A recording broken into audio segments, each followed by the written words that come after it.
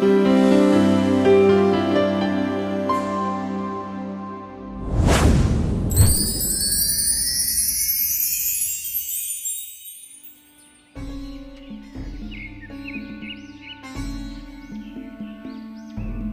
साथियों, पिछले भाग में हमने रश्मिरथी महाकाव्य का तृतीय सर्ग पूर्ण कर लिया था।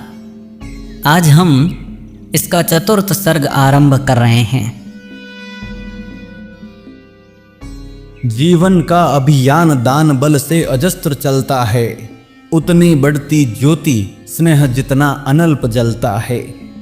और दान में रोकर या हंसकर हम जो देते हैं, अहंकार वश उसे स्वत्व का त्याग मान लेते हैं।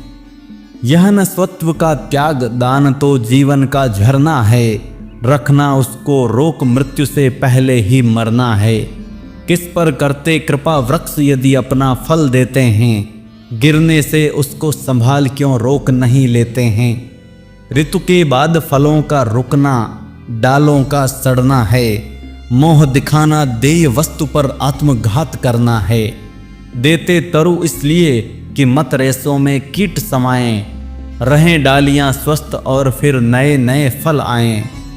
सरिता देती वारी कि पाकर उसे सुपुरित घन को, बरसे मेघ भरे फिर सरिता उदित नया जीवन हो। आत्मदान के साथ जग जीवन का रिजु नाता है, जो देता जितना बदले में उतना ही पाता है। दिखलाना कार्पण्य आप अपने धोखा खाना है, रखना दान अपूर्ण रिक्त निज का ही रह जाना है। व्रत का अंतिम मोल चुकाते हुए न जो रोते हैं, पूर्ण काम जीवन से एकाकार वही होते हैं। जो नर आत्मदान से अपना जीवन घट भरता है, वही मृत्यु के मुख में भी पड़कर न कभी मरता है।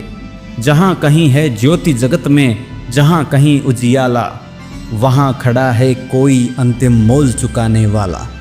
व्रत का अंतिम मोल राम ने दिया त्याग सीता को, जीवन की संगिनी प्राण की मणि को सुपुनिता को।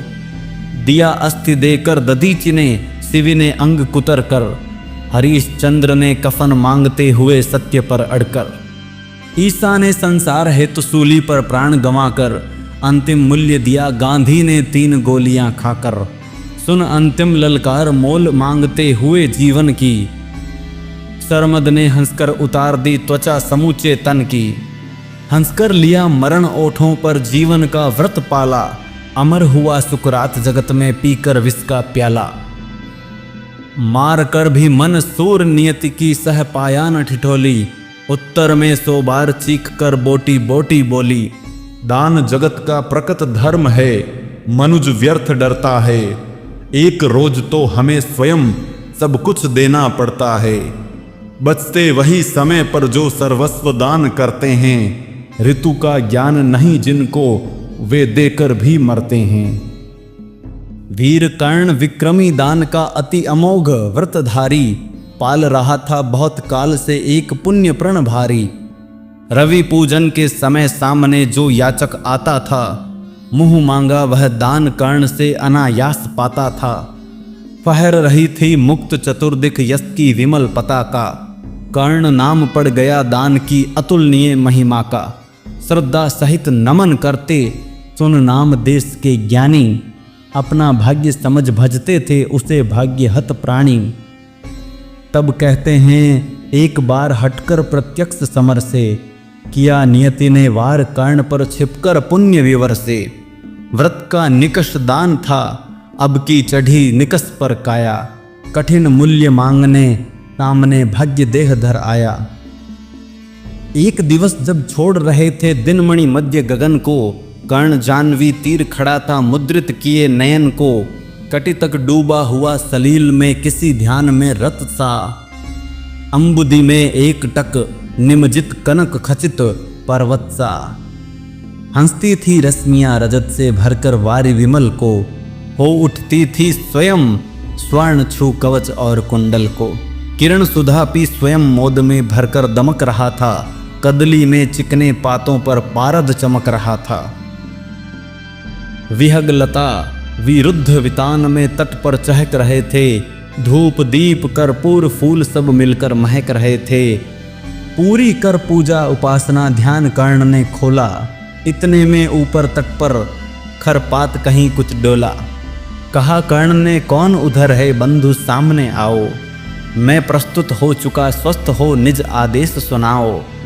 अपनी पीड़ा कहो कर्ण सबका विनीत अनुचर है। यह विपन्न का सखा तुम्हारी सेवा में तत्पर है। मांगो मांगो दान अन्न या वसन धाम या धन दूं। अपना छोटा राज्य या कि क्षणिक शुद्र जीवन दूं। मेघ भले लौटे उदास हो किसी रोज सागर से। याचक फिर सकते निराश पर नहीं कर्ण के घर से। पर का दुख हरण करने में ही अपना सुख माना। भाग्यहीन मैंने जीवन में और स्वाद क्या जाना। आओ उऋण बनूं तुमको भी न्यास तुम्हारा देकर। उपकृत करो मुझे अपनी सिंचित निधि मुझसे लेकर। अरे कौन है भिक्षु यहाँ पर और कौन दाता है। अपना ही अधिकार मनुज नाना विधि से पाता है। कर पसार कर जब भी तुम मुझसे कुछ ले लेते हो। तृप्त भाव से हेर मुझे क्या चीज नहीं देते हो। दीनों का संतोष भाग्यहीनों की गदगद वाणी। नयन कौर में भरा लबालब कृतज्ञता का पानी। हो जाना फिर हरा युगों से मुरझाए अधरों का। पाना आशीर्वचन प्रेम विश्वास अनेक नरों का। इससे बढ़कर और प्राप्ति क्या जिस पर गर्व करूं मैं। पर को जीवन मिले अगर तो हंसकर क्यों न मरूं मैं। मोल तोल कुछ नहीं मांग लो जो कुछ तुम्हें सुहाए। मुंह मांगा ही दान सभी को हम हैं देते आए।